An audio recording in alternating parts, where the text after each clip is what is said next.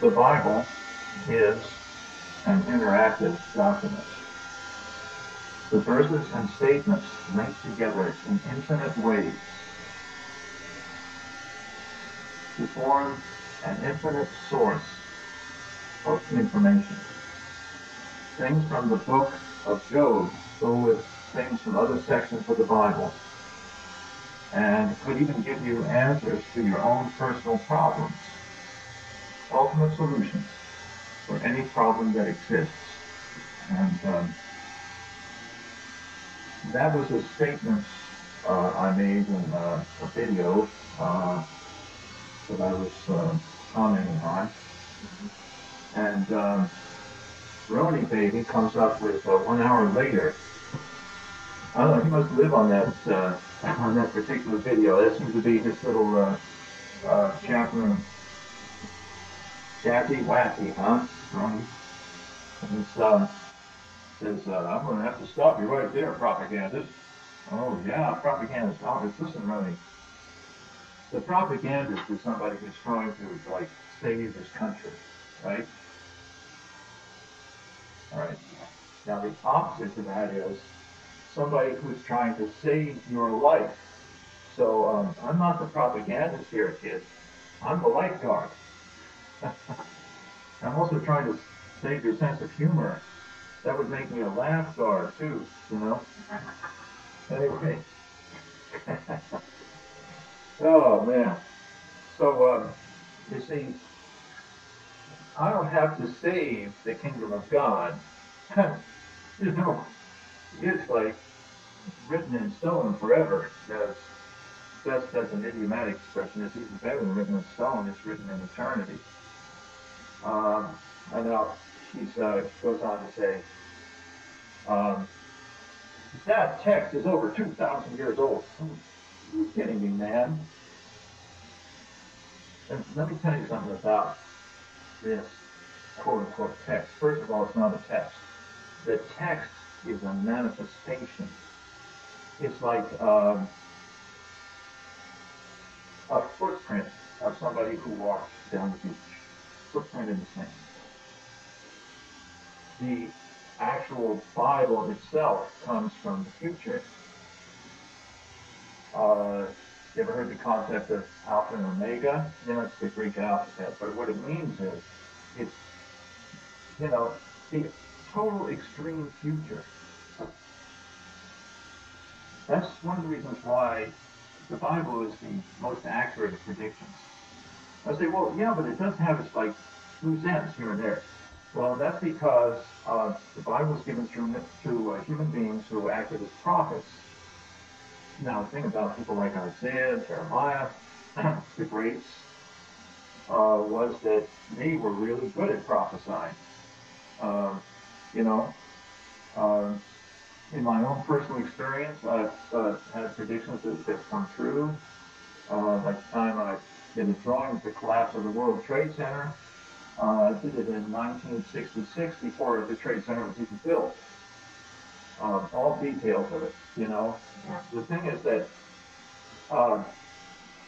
Paul explained later, he said, now look, you know, prophecy is a great tool, but we prophesy in part. And pretty soon, this is all going to wind up.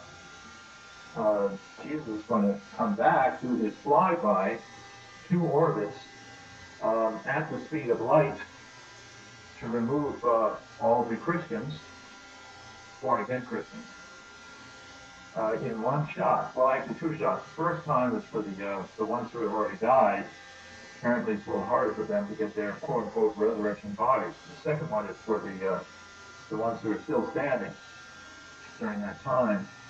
And the Antichrist government is going to make a big deal of that. It's going to say, oh, they're going to give the Antichrist the credit for having gotten rid of the Christians, you know. Do you ever wonder why people hate Christians so much? I mean, there's this unfounded hatred going on. Anyway, so, let's see, this, first of all, it's not 2,000 years old. It's, well, I guess you might you could label it right off the bat. I would say an easy number to think of is at least 1 trillion years old. 1 trillion. And most of those years are years that haven't happened yet. And of course, there are probably 300 billion trillion, what is that, Dworkian or Kukian years of the past. You know, I mean, the thing is, like, we get to the point where the human being can't think this. It was like my joke of the atheist wanting to know where God came from. And God said, you don't want to know that. Yeah, the atheist, yeah, I do. You know, you got an attitude, kid. You don't understand. No, tell me, you know, tell me. He says, okay. He starts to tell him, and he gets a nervous breakdown. Yeah. You know, it's like, you can't handle it. All right, but anyway, here we go. You've got 2,000 years, huh? Well, okay, for example, don't put a timeline on it. This is the supernatural power of God. It is today. Every last detail of today is covered in the text. You guys can't read it because you don't read it in linear time. You know, it reminds me of The Emissary. That was the first episode of Deep Space Nine. You know, Cisco, turns out, sure enough, this African American saves the day. Wouldn't you know, people that have put the Africans down for so long, these are brilliant, genius people, and they've been held back for a lot of reasons. But, you know, here comes Obama, and he manages to save the world from economic collapse. Nobody bothers to thank him. Anyway, I thought it was kind of talk about irony.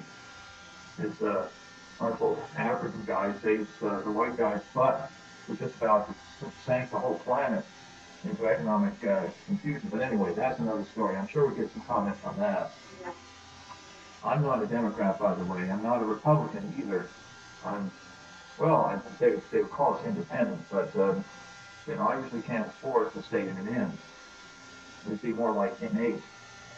Anyway, so this is a living thing that really works. If you get out of linear time instantly, all these scriptures can come together in different ways to meet every single last individual problem of any situation anywhere.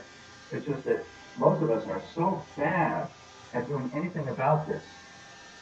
And that's why some of these folks who are into the scriptures so much get so excited about it. And they can't begin to describe it. I'm making an attempt here. You know, because I think you guys are worth it. You're worth in making the effort here. Yeah, I guess you're used to having people attack you. That, you know, I mean, sometimes I do that in a knee-jerk reaction, but hey, you know, the thing is, you got to realize you're human beings. You're important. You need something, and you have this potential for an infinite future of tremendous possibilities.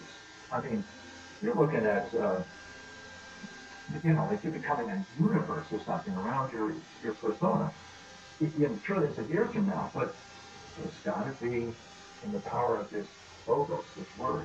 Okay, I'm running out of time. Got to mash buttons. Talk to you later. That's me, Arrivederci, Roma. Talk to you later.